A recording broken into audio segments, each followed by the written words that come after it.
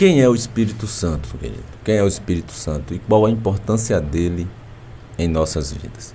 Romanos 8, versículo 14 ao 16 diz assim: Pois todos os que são guiados pelo Espírito de Deus são filhos de Deus. Porque não recebestes o espírito de escravidão para viverdes outra vez atemorizados, mas recebestes o espírito de adoção, baseados no qual clamamos: Abba, Pai. O próprio Espírito testifica ao nosso espírito que somos filhos de Deus. Amém?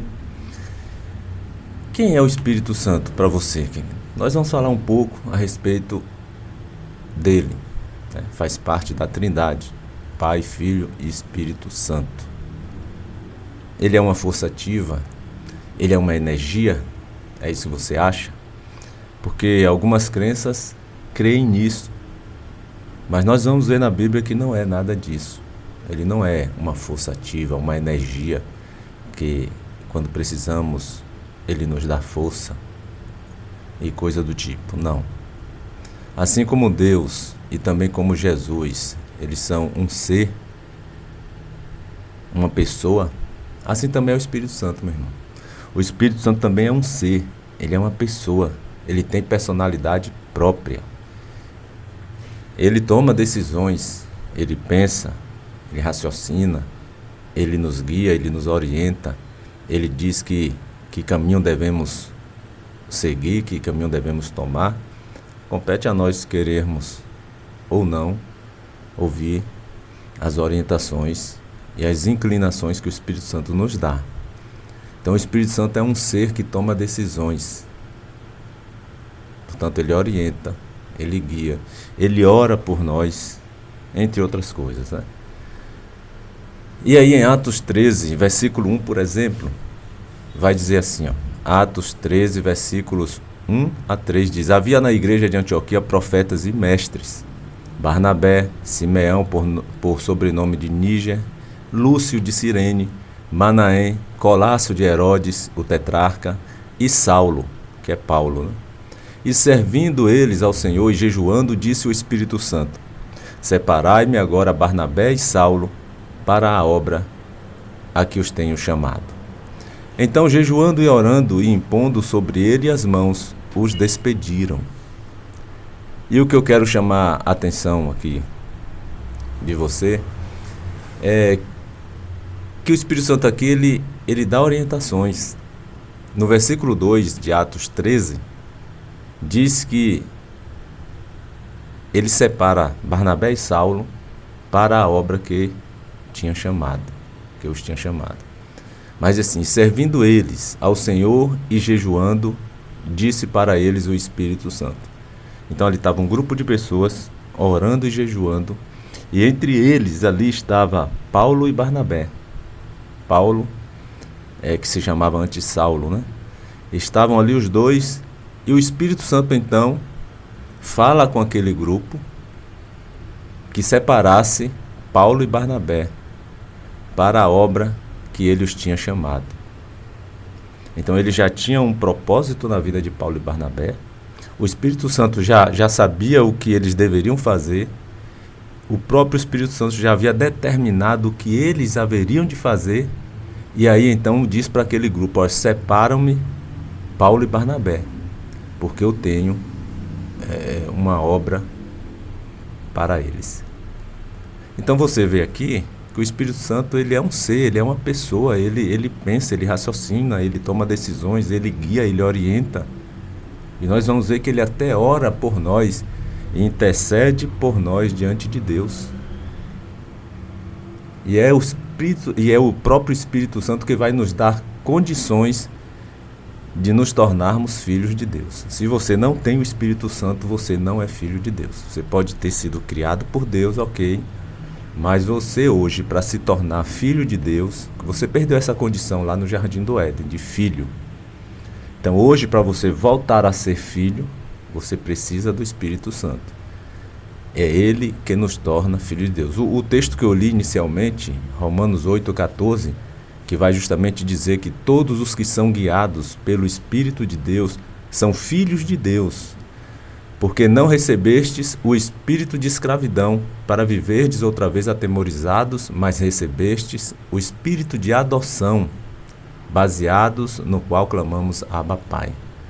Então recebemos o espírito de adoção, que é o Espírito Santo, que por adoção nós nos tornamos agora filhos de Deus novamente.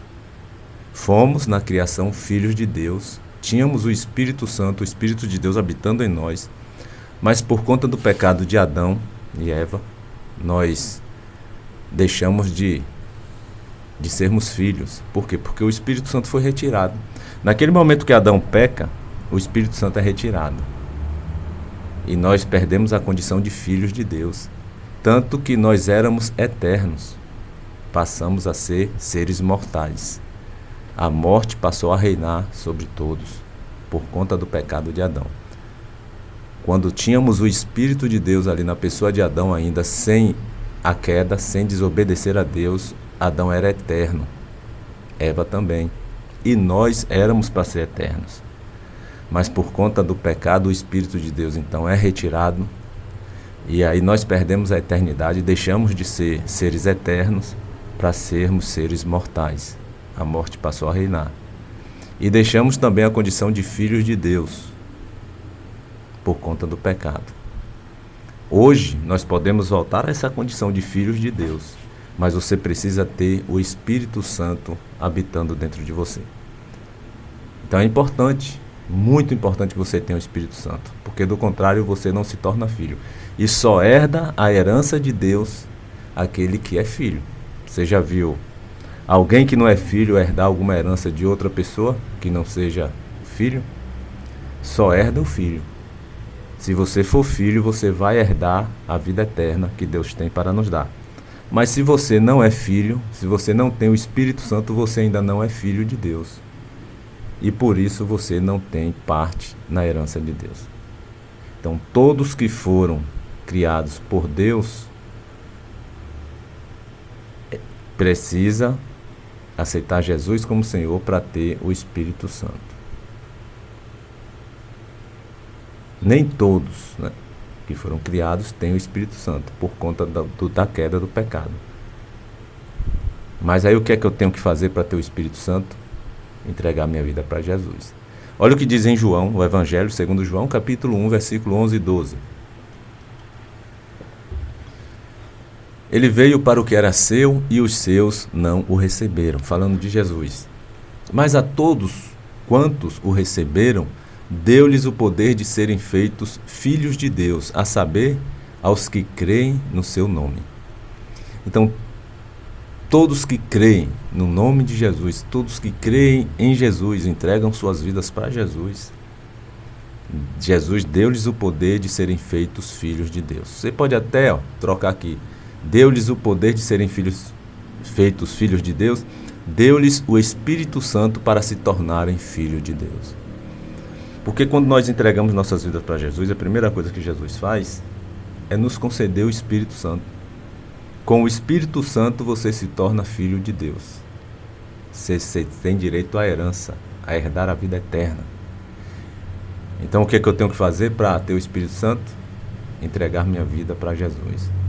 Mas é uma entrega com renúncias, né? Não adianta você dizer que já tem Jesus, que fez essa entrega para Jesus, mas você não faz renúncias daquilo que não agrada a Deus. Tem muita gente dizendo que tem Jesus, mas sem renúncias. Renuncia tudo aquilo que não agrada a Deus. Acho que é lá em João 14:33, ou é Lucas 14:33, que Jesus diz que todo aquele que não renuncia a tudo quanto tem, este não pode ser meu discípulo. Em outras palavras, esse não se torna filho de Deus. Esse não tem vida eterna. Esse não terá salvação. Então, todo aquele que não faz renúncia, não tem como ser discípulo de Jesus. Não tem como herdar a vida eterna. Não tem como se tornar filho de Deus. Então, você tem Jesus, mas precisa fazer renúncias. Renúncias. Tudo aquilo que a palavra de Deus condena, tudo aquilo que a palavra de Deus denuncia como pecado, tudo aquilo que a palavra de Deus diz que, se você praticar, te afasta da presença de Deus, você tem que renunciar. É viver Jesus na prática. A Bíblia diz que devemos também ser cheios do Espírito Santo, querido. Cheios do Espírito Santo. Efésios 5, versículo 18 diz assim: e não vos embriagueis com vinho, no qual há dissolução, mas enchei-vos do Espírito. Enchei-vos do Espírito. E em Atos 2, versículo 4, vai dizer que todos ali ficaram cheios do Espírito Santo no dia de Pentecostes, né? Todos os apóstolos, todos que estavam ali juntos, orando, foi derramado o Espírito Santo e todos ficaram cheios, né? Devemos ser cheios do Espírito Santo. Por que devemos ser cheios do Espírito Santo? Porque aquele que é cheio do Espírito Santo, ele não deixa lugar para ser preenchido pelas coisas desse mundo. Aquele que é cheio do Espírito Santo, meu querido, ele não vai amar as coisas desse mundo que muitas vezes nos afastam da presença de Deus.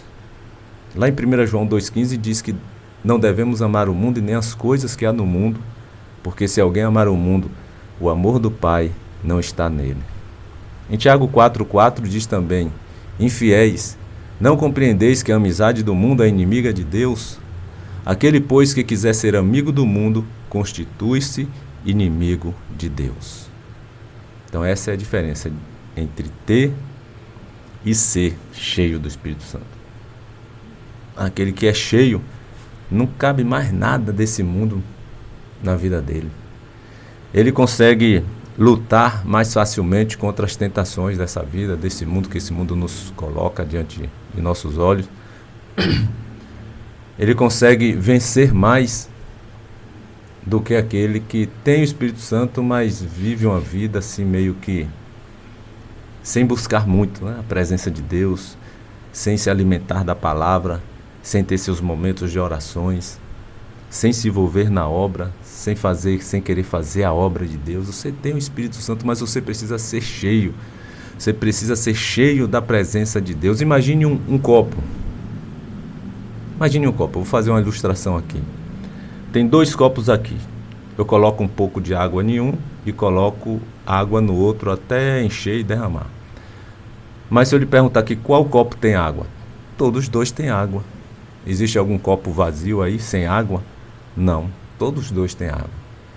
Mas um está cheio. Se eu derramar suco naquele que está cheio, eu vou conseguir deixar ali metade suco e metade água misturado? Não vou. Pode até contaminar um pouquinho ali, mas vai predominar a água. Mas naquele que está ali só com um pouco de água, se eu derramar suco, vai fazer uma lambança ali, vai misturar, né? Então nós precisamos ser cheios do Espírito para não darmos lugar a coisas que não agradam a Deus, às coisas desse mundo. Ser cheio do Espírito Santo é você estar evidenciando todos os dias em sua vida as virtudes do fruto do Espírito Santo. Quando nós estamos cheios do Espírito Santo, nós evidenciamos os seus frutos. Quais são o fruto? Qual é o fruto do Espírito Santo? Que está lá em Gálatas 5, versículo 22. É amor, alegria, paz, longanimidade, benignidade, bondade, fidelidade, mansidão e domínio próprio. Você tem evidenciado essas virtudes na sua vida como fruto do Espírito Santo? Porque quando nós somos cheios do Espírito, nós vamos evidenciar em nossas vidas essas virtudes aí, que é fruto do Espírito Santo. Na hora que precisar, você vai ter domínio próprio, que é fruto do Espírito Santo. Na hora que precisar, você vai ser manso. Jesus chega a dizer: aprendei de mim que sou manso, né? Manso e humilde de coração. Lá em Mateus 11, versículo 28 a 30, ele vai dizer: aprendei de mim que sou manso. Quantos crentes, quantos cristãos que dizem que tem Jesus e quer ser valente, né? Para que essa valentia? Você tem que ser valente e ousado para pregar a palavra de Deus. Ser valente e ousado para fazer o que é bom. Mas deve ser manso diante de situações que só vai escandalizar muitas vezes o Evangelho de Cristo. Então, ser cheio do Espírito Santo é evidenciar em nossas vidas as virtudes do fruto do Espírito. que é ter amor, é ter alegria, longanimidade. Longanimidade é ser paciente. Então, quando você é cheio do Espírito, você consegue ser paciente. E você vai ver pessoas que dizem que tem Jesus totalmente impacientes. Não sabe o que é ter paciência. Mas quando você é cheio, você tem que você nem percebe. Você fala, olha, em outros tempos eu reagiria totalmente diferente. Eu não estou nem me reconhecendo. Mas por quê? Porque você está buscando a presença de Deus. Você está se enchendo cada vez mais da presença de Deus, se enchendo do Espírito de Deus na sua vida. Você está cheio do Espírito. Você consegue exercer essa paciência. Você consegue praticar a bondade, porque é fruto do Espírito Santo a bondade. Você consegue ser uma pessoa boa. Em outros tempos você queria nem conversa com quem estivesse lhe pedindo alguma ajuda, mas hoje você já olha diferente. Como fruto do Espírito Santo você também vai ser fiel, vai ter a fidelidade para com Deus e para com as pessoas também. Então busque ser cheio do Espírito Santo, meu irmão. Nós só vamos ganhar com isso. O Espírito Santo também é o selo de Deus nas nossas vidas. Efésios 1, versículo 13, diz assim: em quem também vós estáis, depois que ouvistes a palavra da verdade, o evangelho da vossa salvação, e tendo nele também crido, fostes selados com o Espírito da promessa, com o Espírito Santo da promessa. Fostes selados com o Espírito Santo da promessa. Então, o Espírito Santo é o selo de Deus na vida daquele que entregou sua vida para Jesus.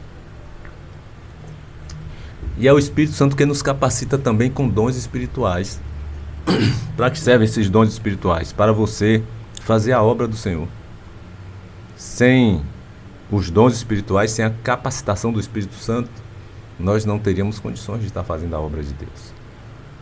E lá em 1 Coríntios 12, versículo 7, vai dizer que a manifestação do Espírito é concedida a cada um, visando a um fim proveitoso. Para o que for útil, meu irmão. Em outra versão diz isso. A manifestação do Espírito é dada a cada um para o que for útil, para um fim proveitoso.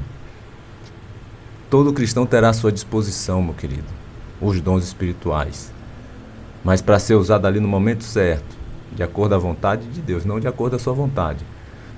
Porque muitas pessoas querem um dom do Espírito Santo, às vezes, para se promover, para se autopropagar, para se aparecer. Não. Deus vai lhe dar, visando um fim proveitoso. Agora, se Deus lhe der, visando um fim proveitoso, e você usar para outra finalidade, para tentar se promover, você vai pagar um preço por isso. Você vai viver a ausência de bênçãos na sua vida, a ausência das bênçãos de Deus. Eu não posso querer um dom só para me aparecer. Ele é dado para o que for útil, para um fim proveitoso. E muitos querem, por exemplo, por que muitos querem só falar em línguas? Por que a maioria dos cristãos só querem um dom de falar em línguas? Por que não procura outros dons? Tem tantos dons, meu irmão. Aí em 1 Coríntios 12, a partir do versículo 8, vai dizer a lista de dons. Por que você não se interessa por outros? E às vezes os cristãos só querem o dom de falar em línguas. Mas lá em Coríntios 12, versículo 8 em diante, vai dizer que tem o Espírito Santo dá o dom da palavra de sabedoria, dá o dom do conhecimento, dons de curar, operações de milagres, profecia, dom de profecia, o dom de discernir espíritos, discernimento de espíritos. Tem o dom de variedade de línguas, mas ele também dá o dom a outro para interpretar aquele que está falando variedade de línguas. Tanto que em 1 Coríntios capítulo 14, vai justamente falar lá que se você for falar em outras línguas ou variedades de línguas na igreja, só fale se houver outro com o dom de interpretá-las. Se não houver ali, você não vê que não há outro com o dom de interpretá-las, você deve ficar calado. E ainda assim, se for falar, não é todos que têm que falar, no máximo 2 ou 3, e assim sucessivamente. Então a gente vê às vezes uma desordem total num culto, onde todos são orientados a falar em língua. Se tiver ali 200, 300 pessoas, são orientadas a todos falarem em línguas. Está em desacordo com o que diz o texto da palavra de Deus lá em 1 Coríntios capítulo 14. E mesmo assim, se houver 2 ou 3 que vão falar em línguas, tem que primeiro ver se há quem tem ali o dom, foi dado o dom para interpretá-la. Se não, fale somente você com Deus, sem ninguém ouvir. Porque o que adianta eu estar ouvindo você falar variedades de línguas, se eu não estou entendendo nada? Está edificando em que a igreja? É isso que Paulo vai trabalhar. Em que está edificando a igreja? E vai dizer também no versículo 11 de Coríntios 12, que um só e o mesmo Espírito realiza todas estas coisas, distribuindo-as como lhe apraz a cada um individualmente. O que é que isso quer dizer aqui? O Espírito Santo distribui os dons espirituais como lhe apraz a cada um individualmente. Então, é ele que vai distribuir. Não adianta as 300 pessoas que estão ali na congregação, no culto, querendo falar em línguas, somente línguas. Não, ele vai distribuir os dons espirituais, que não é somente um, são vários, a cada um conforme lhe apraz, conforme ele deseja, né? Para um fim proveitoso, como está lá no versículo 7 de 1 Coríntios 12. Isso quer dizer que você pode morrer sem nunca ter falado em línguas. Você é um crente, um cristão, você pode morrer sem nunca falar em línguas. E aí, tem algum problema? Isso não, nenhum. Deus pode lhe usar com outro dom, que não seja o de falar em línguas.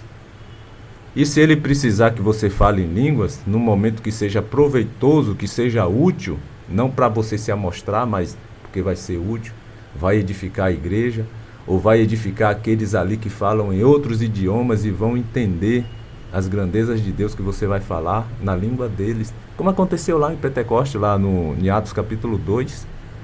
Tinha pessoas ali de várias nações. E os apóstolos começaram a falar as grandezas de Deus em outras línguas. Mas eles entendiam o que os apóstolos estavam falando. Nós, por exemplo, aqui, nós poderíamos não entender, porque eles estão falando, se eles fossem aqui a língua portuguesa, eles iriam estar falando em outras línguas, né? Em inglês, em espanhol e outras línguas mais que existem, e nós não iríamos entender, mas aqueles que fossem daqueles países, daquelas nações, iriam estar entendendo e dando glória a Deus por isso. Como podem esses homens que nem estudaram, estão falando das grandezas de Deus em nossa própria língua? Ficaram espantados, começaram a dar glória a Deus por conta disso. Então, você pode morrer sem nunca falar em línguas, e não há nenhum problema nisso. Deus vai derramar sobre você um dom, agora que você use este dom para a glória dele. Não para você estar se autopromovendo, não para você estar se aparecendo por conta daquele dom. E ele vai distribuir conforme lhe apraz. O Espírito Santo vai lhe dar o dom conforme o seu próprio desejo. A palavra de Deus diz também, o próprio Jesus, que ele é o nosso Consolador. Jesus vai dizer: eu rogarei ao Pai e ele vos dará outro Consolador, a fim de que esteja para sempre convosco. Onde é que Jesus diz isso? João 14:16. E em João 16, versículo 7, Jesus diz: mas eu vos digo a verdade, convém-vos que eu vá, porque se eu não for, o Consolador não virá para vós outros. Se porém eu for, eu vou-lo enviarei. Então, é o Espírito Santo, meu irmão, que nos consola, é o Espírito Santo que nos fortalece, para nós suportarmos viver nesse mundo aí que está entregue ao maligno, está sendo dominado pelo maligno. O diabo, ele só não tem domínio sobre a vida daquele que tem o Espírito Santo. O diabo só não tem domínio sobre a vida daquele que entregou a sua vida para Jesus, e Jesus lhe concedeu o Espírito Santo. Aí ele não domina. Mas esse mundão aí, sem Deus, que as pessoas vivem sem querer nada com Deus, o diabo está dominando. O diabo está fazendo o estrago que não era nem para estar fazendo. Mas infelizmente está. Então ele é quem nos protege, é o Espírito Santo que nos consola e é o Espírito Santo que nos conforta diante das nossas dores, das nossas aflições. É o Espírito Santo que está conosco, meu irmão. Ele nos convence também do pecado, da justiça e do juízo. Jesus disse isso lá em João 16:8. Quando ele vier, convencerá o mundo do pecado, da justiça e do juízo. Então servimos a Deus hoje por quê? Porque um dia nós fomos convencidos pelo Espírito Santo. Alguém pregou, tivemos o conhecimento que só Jesus é o caminho, a verdade e a vida. Somente através de Jesus nós temos acesso ao Pai. E o Espírito Santo ali trabalhou nos convencendo da nossa vida pecaminosa. E hoje nós servimos a Deus porque um dia nós fomos convencidos pelo Espírito Santo. Por que que ele não convenceu a todos ainda? Você pode estar perguntando isso. Por que que ele não convence a todos? Ele não tem poder? Tem, querido. Mas é porque nem todos querem ser convencidos dos seus pecados, dos seus erros. Nem todos estão a fim de viverem uma vida com Deus, querem viver na vida dos prazeres. Todo prazer que esse mundo oferece, as pessoas estão querendo viver isso aí. Então não se permitem nem ser convencidos. Às vezes você vai dar até um conselho, não precisa nem ser o Espírito Santo, às vezes até você. Mediante a palavra de Deus, você vai dar um conselho, ou alguns conselhos àquela pessoa. Ela não quer nem ouvir, porque ela não quer deixar a vida de prazer que ela tem nesse mundo para viver uma vida de servidão a Deus. É o Espírito Santo que nos guia na verdade, meu irmão. João 16:13. Jesus diz: quando vier, porém, o Espírito da verdade, ele vos guiará a toda a verdade. Porque não falará por si mesmo, mas dirá tudo o que tiver ouvido e vos anunciará as coisas que hão de vir.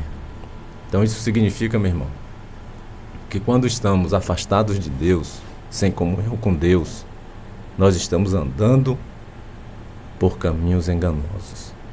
Nós não estamos andando na verdade. Você que não quis compromisso com Deus até hoje, você que não quer entregar sua vida para Jesus, você não tem o Espírito Santo.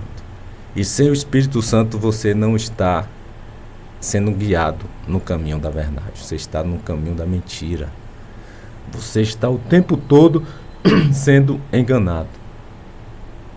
No dia que você querer deixar de ser enganado, entregue sua vida para Jesus. Você terá o Espírito Santo, o Espírito da verdade, que te guiará em toda a verdade.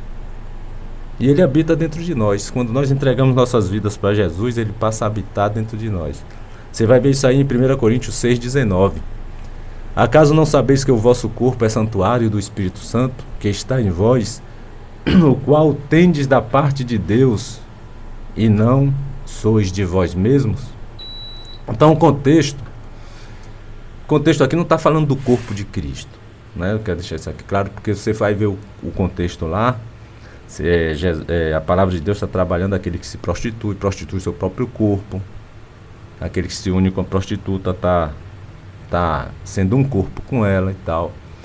E aí a palavra vem no versículo 19, 1 Coríntios 6:19, dentro do mesmo contexto vai dizer: acaso não sabeis que o vosso corpo é santuário do Espírito Santo? Não está falando aqui de corpo como a igreja, como sendo o corpo de Cristo. Está falando do seu corpo mesmo, do seu corpo pessoal.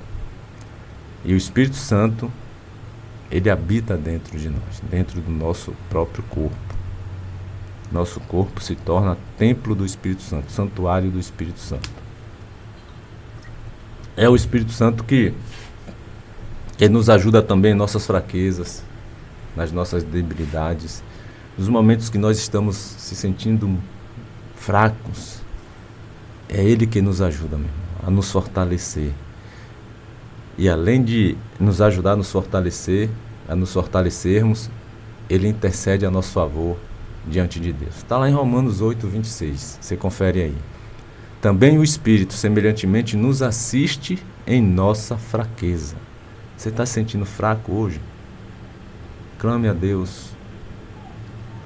Clame ao Espírito Santo, meu irmão. Ele está lá, te ajudando, te assistindo na sua fraqueza.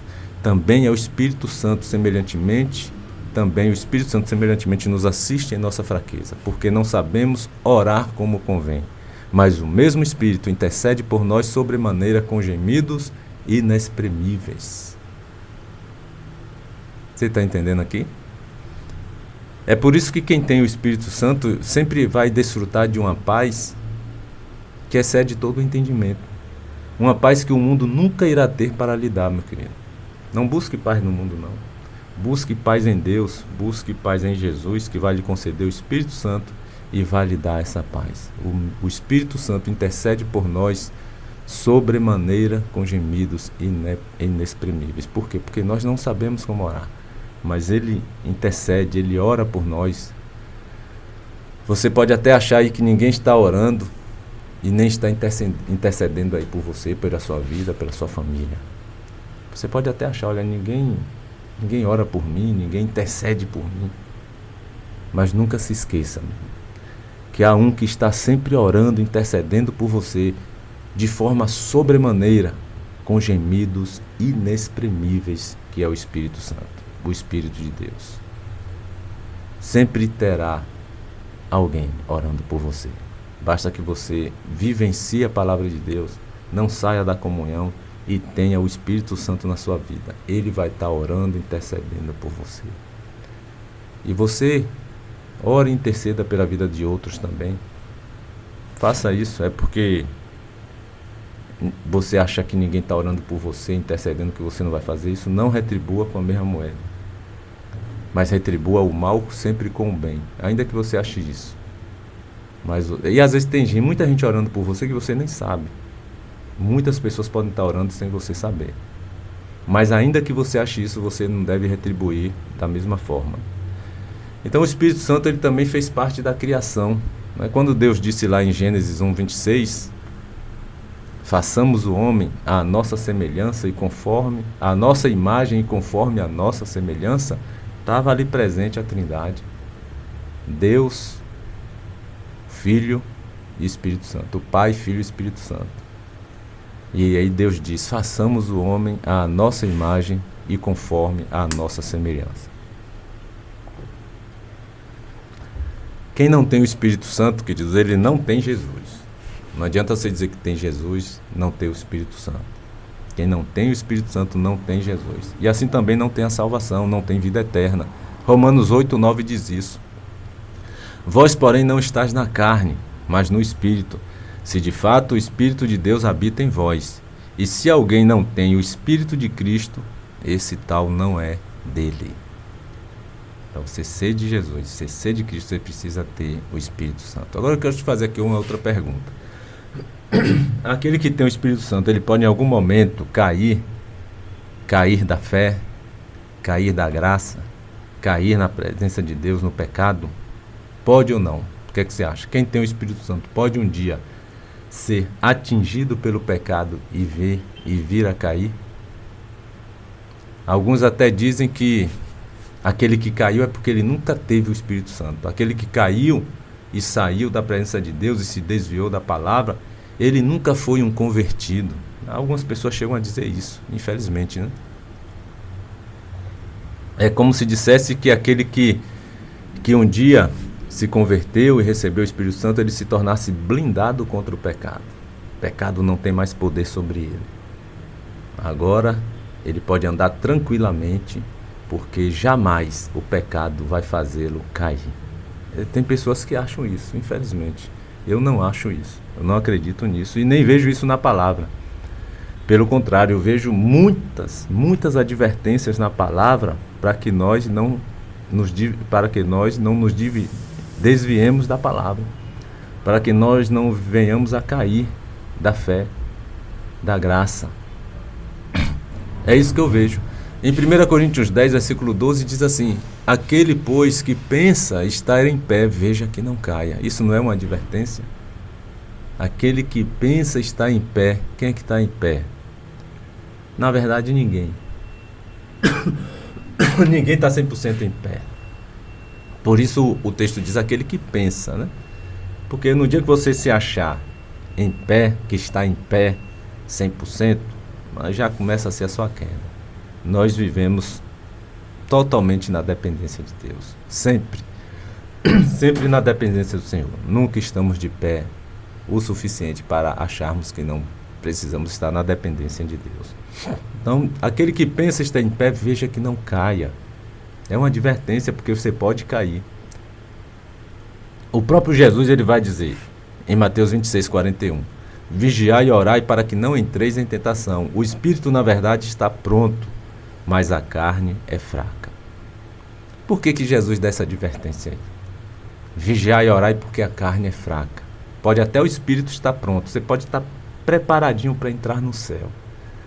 Você pode estar com o espírito aí, cheio do Espírito Santo. Você pode estar cheio do Espírito Santo. Você pode estar aí com o espírito prontinho. Mas Jesus diz, vigiai e orai, porque a carne é fraca. Essa advertência é para quem, meu irmão? É para quem não tem o Espírito Santo? Não faz sentido, né? Então é uma advertência para quem tem o Espírito Santo, para quem tem o Espírito de Deus, para quem um dia foi convertido de verdade. Para quem está andando nos caminhos do Senhor, fazendo a obra. Então tem pessoas que não creem na queda do crente. Que aquele que um dia foi convertido de verdade, ele não pode cair a ponto de se afastar. Alguns até admitem que cai, mas não vai ficar na queda. Ele vai voltar. Jamais Deus vai deixá-lo perder ou deixar de ser salvo, né? Ele vai cair, mas ele vai voltar. Agora, quanto tempo às vezes leva uma pessoa para voltar? É automático? Caiu, logo imediatamente ele se levanta e cai? Não, não é. Tem pessoas que levam uma semana, um mês, um ano, 5 anos, 10 anos, 20 anos. E alguns retornam mesmo à fé. Alguns retornam para a palavra. A minha pergunta é a seguinte: se Jesus voltar nesse período em que a pessoa está no pecado, e aí? Ela realmente caiu. Ela não cumpriu aquilo que Jesus disse lá em Mateus 26:41, vigiai e orai. Vigiai e orai, porque a carne é fraca. O espírito seu está prontinho, mas você precisa vigiar e orar para que você não entre em tentação. O espírito, na verdade, está pronto, mas a carne é fraca. Aí ele não vigiou, não orou, caiu no pecado. Aí ele está ali no pecado há 1 mês, 6 meses, 1 ano, 5 anos, aí Jesus volta. E aí? Por incrível que pareça, alguns ainda vão dizer que se ele foi convertido de verdade um dia, ele vai ser salvo. Eu não sei como. É no pecado, meu irmão. Suponhamos que esteja ali adulterando, né? Adulterando com outra pessoa fora do casamento. E Jesus volta. Ou, se Jesus não voltar, ele morre, e morre no pecado. Então, meu querido, pode sim, aquele que tem o Espírito Santo, cair e as consequências serem drásticas, né? Serem drásticas. Existe algo que pode nos separar do amor de Deus? Não. Paulo vai dizer ali em Romanos 8, uma lista de situações que não podem nos separar do amor de Deus. Agora, a não ser o pecado, né? Que em Isaías 59, versículo 2, vai dizer que o pecado sim tem poder para nos afastar da presença de Deus. Então, que você possa estar buscando não somente ter, mas ser cheio do Espírito Santo. Que você seja cheio do Espírito Santo. Seja um cristão cheio da presença de Deus e cheio do Espírito de Deus. Amém? Que Deus abençoe sua vida, que Deus abençoe a toda a sua família. Querido Deus, nosso Senhor e Pai, nós te agradecemos por mais este dia, por mais esta semana, pelas bênçãos derramadas sobre as nossas vidas. Que o Senhor esteja atendendo a cada pedido de cada filho teu, nas suas necessidades, nos seus clamores, e que o Senhor possa nos conceder mais um dia e mais uma semana debaixo da tua graça e tua proteção. É o que nós pedimos, te agradecemos por tudo, em nome de Jesus.